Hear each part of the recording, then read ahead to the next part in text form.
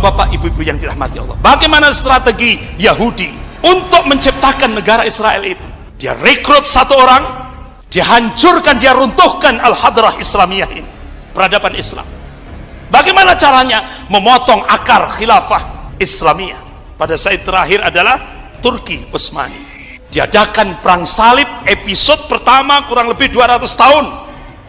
Dilanjutkan perang salib episode yang kedua kurang lebih 600 tahun. Saya tanya, kira-kira perang salib itu berhenti apa masih terus? Terus, karena Allah sudah mengabarkan ila yaumil, sampai hari kiamat tidak akan pernah berhenti. Al-Yahud wan Nasara tidak akan pernah berhenti yuqatilunakum, memerangi umat Islam ini. Ini tokoh Khalifah Abdul Hamid kedua terakhir di Turki Utsmani. Dia katakan, aku tidak akan melepaskan walaupun segenggam tanah Palestina ini, karena ia bukan milikku. Tanah Palestina itu adalah hak umat Islam. Umat Islam telah berjihad demi kepentingan tanah ini, dan mereka telah menyiraminya dengan darah mereka.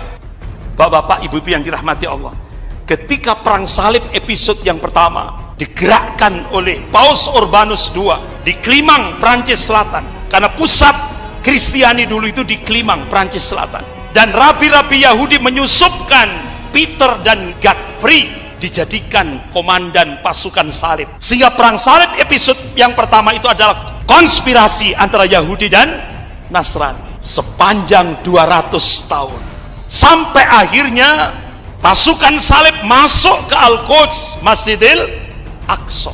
Itu komandan pasukan Godfrey dan Peter minta kepada umat Islam di Al-Quds, kalau kepingin selamat berkumpullah di Masjidil Aqsa. Ternyata keesokan harinya, Masya Allah, 70.000 umat Islam yang berlindung di Masjidil Aqsa dan di halaman-halaman Masjidil Aqsa dibantai dengan begitu sadis.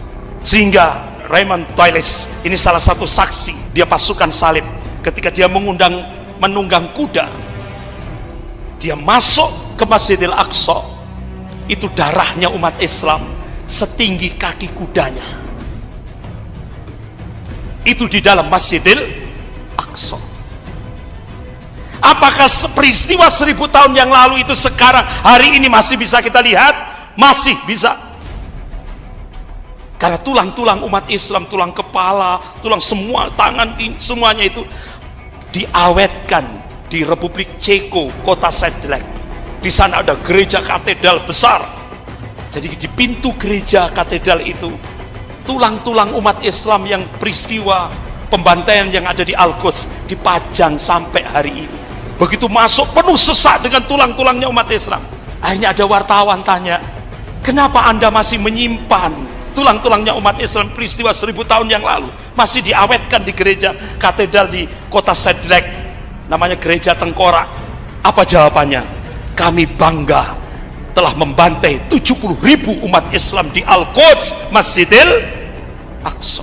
Akhirnya pasca pembantaian itu, Masjidil Aqsa dikuasai oleh Yahudi dan Nasrani sepanjang 88 tahun. Tempat sholatnya Rasulullah SAW ketika beliau di Isra, subhanalladzi asra bi'abdihi ilaina minal masjidil haram ilal masjidil aqsa. Di sanalah tempat sholat Rasulullah pertama kali ketika beliau di Isra dan Mi'rajkan. Di sana ada mihrab Nabi Zakaria. Selama 88 tahun oleh orang Yahudi dan Nasrani digunakan sebagai kandang kuda. Sehingga setelah 88 tahun Allah memunculkan Salahuddin Al-Ayyubi rahimahullah. Peperangan itu dimenangkan oleh kaum muslimin, dipimpin oleh Salahuddin Al-Ayyubi rahimahullah. Sempat sholat Jum'ah tertunda lama karena membersihkan kotoran-kotoran kuda. Bapak-bapak, ibu yang dirahmati Allah, dulu sebelum saya ke sana itu ada informasi, Ustaz nanti di sana itu ada batu ngambang. Enggak, Pak. Jadi kalau kita masuk di Qubatus Sakra, Qubatus Sakra itu tempat Mi'raj, pijakan Rasulullah ketika Mi'raj ke Sidratul Muntaha. Itu di situ batu itu besar, Pak. Jadi lempengan batu yang besar sekali, itu di bawahnya ada rongga. Jadi ternyata batu itu tidak ngambang, nancep, Pak. Cuma ada lengkungan. Kita bisa masuk ke situ, Dan di dalamnya itu ada rak Al-Quran, banyak Al-Quran di situ, bahkan dibuat dipasang karpet merah ini, bisa masuk, dan ada lampu di dalamnya itu. Jadi tidak ada batu ngawang, itu tidak ada. Bapak-bapak ibu yang dirahmati Allah, kembali ke sini. Jika daulah khilafah Utsmaniyah dimusnahkan pada satu hari, maka mereka boleh mengambil Palestina tanpa membayar harganya. Akan tetapi selama aku masih hidup, aku lebih rela menusukkan pedang ke tubuhku daripada melihat tanah Palestina dikhianati dan dipisahkan dari daulah Islami Utsmaniyah. Ini perjuangannya luar biasa orang-orang Yahudi.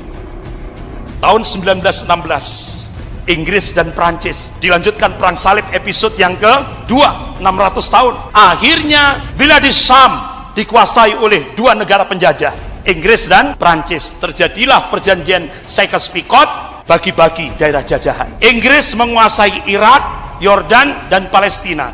Prancis menguasai Suriah dan Lebanon.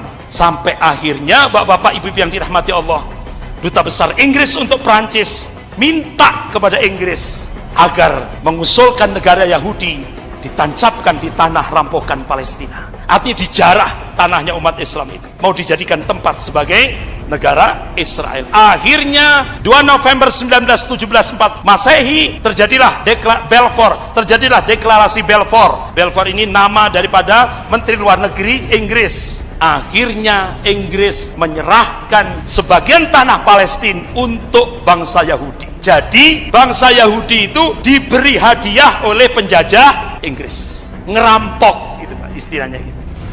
Sampai akhirnya tepat 1948 Masehi berdirilah negara Israel yang dimotori oleh Ben Gurion. Ini perdana menteri pertama kali Israel.